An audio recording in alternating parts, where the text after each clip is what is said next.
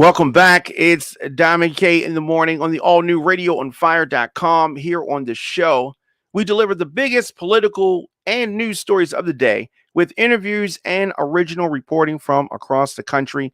Diamond K is upbeat. Diamond K in the morning, fun, but I also want to expose what is really happening in America. New episodes of the program drop Monday through Friday, 8 a.m. But I don't want you to miss any of our live broadcasts. So in addition to the 8 a.m. program, we drop content throughout the day as news happens. Hit that notification bell so you get an alert when we go live. So Baltimore City Mayor Brandon Scott, Governor Larry Hogan, I think that there's always been some tension there. And the two have clashed over comments that Baltimore City gets more COVID-19 vaccines than they are entitled to. Nikki in the building. How you doing, Nikki? Yeah, I'm good. I'm good. So have you heard about this back and forth that Mayor Scott and Governor Hogan have had? Actually, I have not. So can you unpack it a little bit for me? Yeah, definitely. So Baltimore's mayor, Brandon Scott, friend of the show. Yep. And Larry Hogan, governor of Maryland, have had this little war of words, so to speak. And I have to side with Brandon Scott on this one. Okay. Governor Hogan, who I have always said is not a friend to Baltimore City. I think that our two previous mayors, Governor Hogan has tried to throw under the bus on different occasions, right? So he did that to these women. Now he has a guy, and Brandon Scott knows that Governor Hogan has thrown our two previous mayors under the bus on different occasions. So he's already ready. So he's like, what this Bama gonna say, right? He's already ready for him, right? That's good. And I'm glad. And Governor Hogan, in true fashion, true form, most Republicans talks out of both sides of his neck, right? Okay. 1 minute he seems like he's our friend, then the next minute he does something shady. That's what Republicans usually do. True that. So this controversy started earlier this week when Mayor Scott asked the governor to reserve some doses at the two state-run mass vaccination sites in Baltimore. He wanted to reserve them for city residents. I don't think that's I don't think that's controversial, right? Not at all. If we were in PG County, the PG rep would be like, hold on a second, Playboy. Can we get these vaccines reserved for the PG Bammers that live here? That wouldn't have been far-fetched. No. Right? Right. It wouldn't have been far-fetched. Half of the doses that are given at those sites should go to folks who live in that jurisdiction, is what Mayor Scott said at the time. Nothing wrong with that. We were talking in other states, they're talking about people that were coming into their states just to get vaccinated and different things like that. So for him to say this should be for folks that live in this jurisdiction, I don't see what the problem with that is, right? So Thursday, they opened a new vaccination site in M&T Bank Stadium, the Ravens Stadium, which is where is it? City. Where specifically? Downtown Baltimore, right? Yes. Downtown Baltimore. And I don't have any issue with that, right? All right. And so that was what the question was. So Mike Helgren of WJZ asked the governor this. Mayor Scott had said that he would like a certain percentage of vaccines at this site reserved for city residents. Is that feasible? Okay, I think that is feasible, right? I think that is something that can happen. But let's keep in mind, we can't really trust Boss Hog. All right, we can't trust Boss Hog that much. He does look like right. He does look like Boss Hog. That's why I keep him out of that white car with the convertible white car, because they be All right, and Hilarious. Cletus, right. Pretty good imitation. And then we gonna have some girl with the Daisy Dukes on. Oh, All right, so here was the response from the governor. Yeah, I think that's one of the things that the Equity Task Force will be talking about. I know that the general is having discussions. We're talking about that with our partners at UMS. As of last week, Baltimore City had gotten far more than they really were entitled to. We've got now 2 mass vac sites here. The city health department is only doing 14% of the shots here in the city. We're doing, with other partners, 86% of the effort.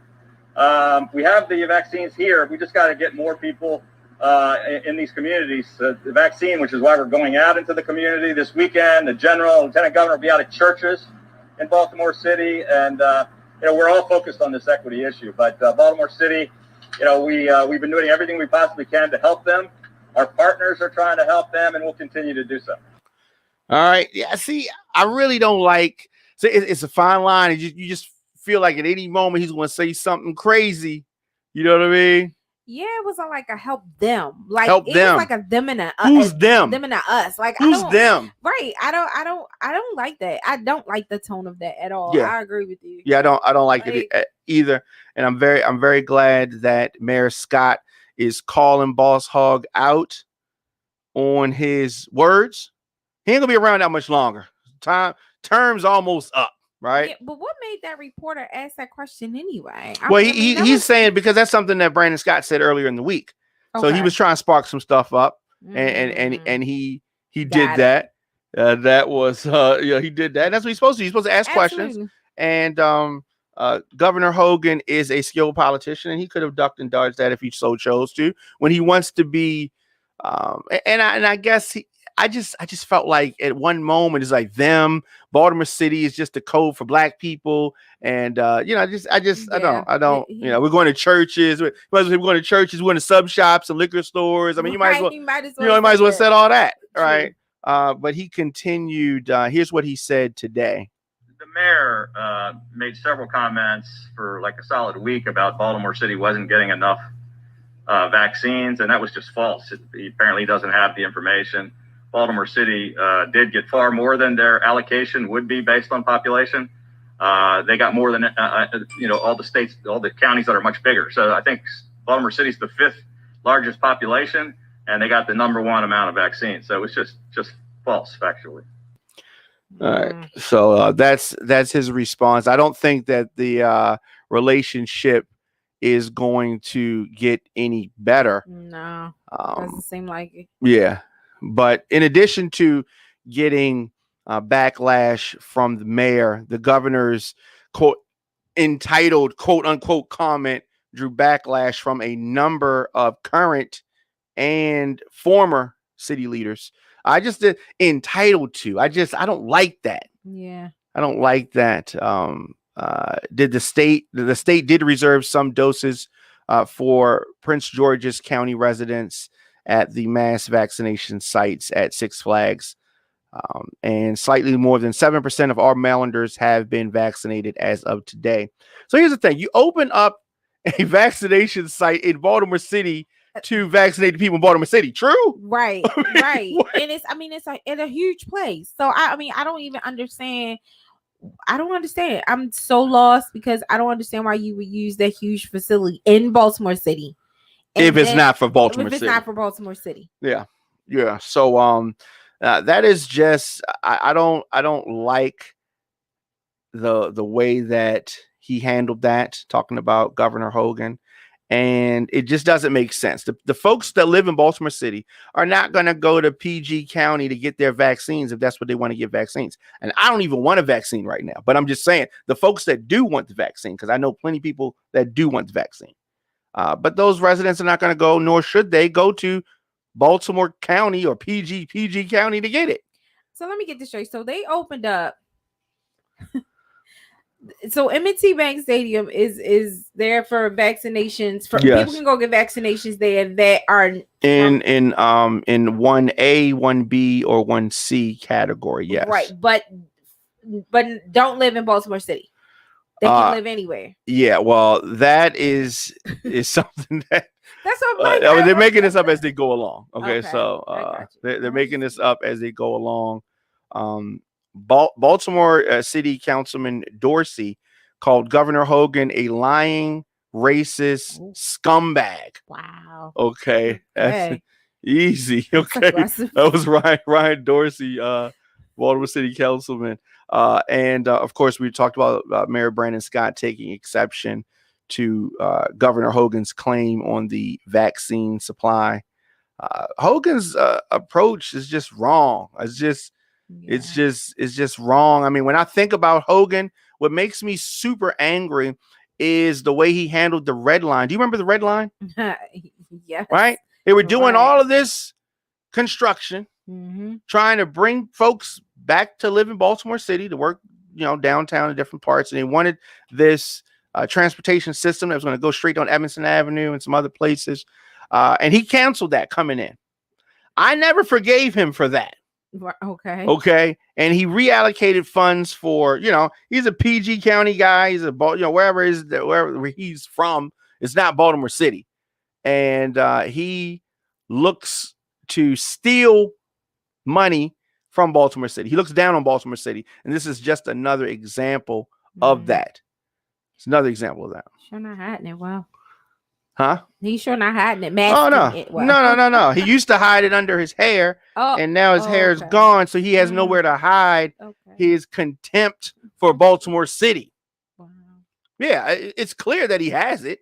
Definitely. Talking about the soon-to-be-gone Governor Larry Hogan and all of these folks in Baltimore, all these Democrats, Black people in Baltimore rushed out. Larry Hogan's our friend. Larry, we love Larry Hogan.